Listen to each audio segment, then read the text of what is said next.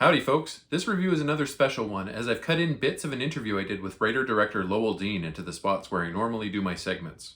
The Wolfcop movies are great. They're gory and gruesome, but at the same time, they're funny, and they're so Canadian. So check out today's review and then look for the full interview when it hits the channel very soon. You're goddamn right.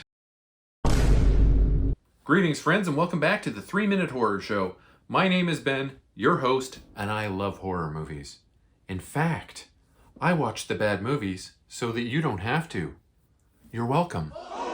Today I'll be reviewing the movie Another Wolfcop from 2017. Another Wolfcop picks up sometime after the story of the first movie ends, and Lou's old partner Tina is now the chief of police, since the old chief of police was a shapeshifter and now he's dead. Lou is still a wolf, and a cop, and a wolf cop, and the adventure continues. This movie was written and directed by Canadian filmmaker Lowell Dean. He's from Saskatchewan, and in addition to the Wolfcop franchise, he's also responsible for the movies Dark Match and Die Alone. Another Wolfcop can be streamed here in Canada on Amazon Prime, Boom! AMC Plus, Boom! Hoopla, Boom! Plex, Boom! Shudder, Boom! And Tubi. Boom! Wow, that's the most services I've seen yet.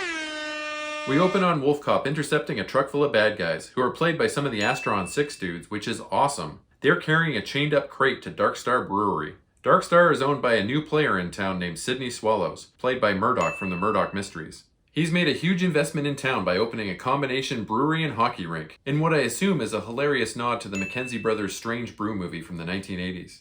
Interim Mayor Bubba Rich, played by Kevin Smith, is all about this new development, and at every opportunity he shills for the Dark Star beer Chicken Milk Stout, aka Cold Cock. Slam a cold cock! Can you give us some background on this concept?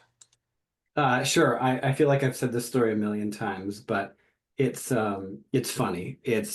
I was trying to write my first feature script, and I literally put a bunch of cards on the table of ideas that I was like ready to devote a year to writing a script. And one was I really wanted to make a werewolf movie, and one was I really wanted to make a mystery, like a cop film.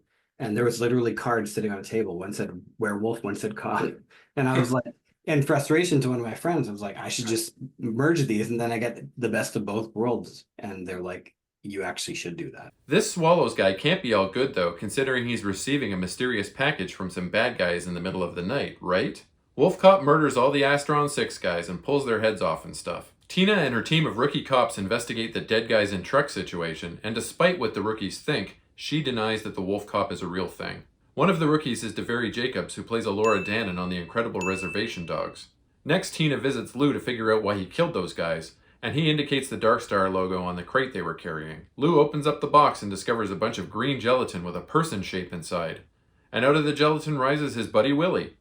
Willie was replaced by his shifters in the first movie, and everyone thought he was dead. Willie thinks that he has to poo really bad, but it turns out that there's a little guy inside him. He decides to keep that little detail a secret. Was there always a plan to create a sequel, or how did that come about?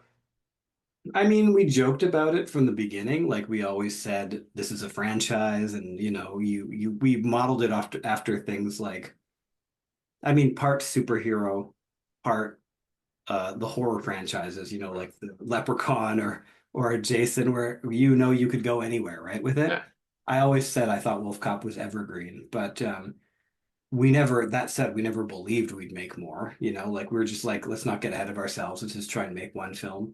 Luckily, the response was good, but the cracks did start to show a bit when we were trying to make this sequel because it was a lot of work. And you know what I mean? Like the budget was really modest on the first film. It was like around 1 million Canadian, and it was written much bigger. Like we were trying to blow up meth barns and have car chases and multiple transformation scenes. So, and the real kind of nail in our coffin is we didn't want to do it poorly. I think there was some kind of belief or attitude that maybe it doesn't matter if it's bad, people will just love it.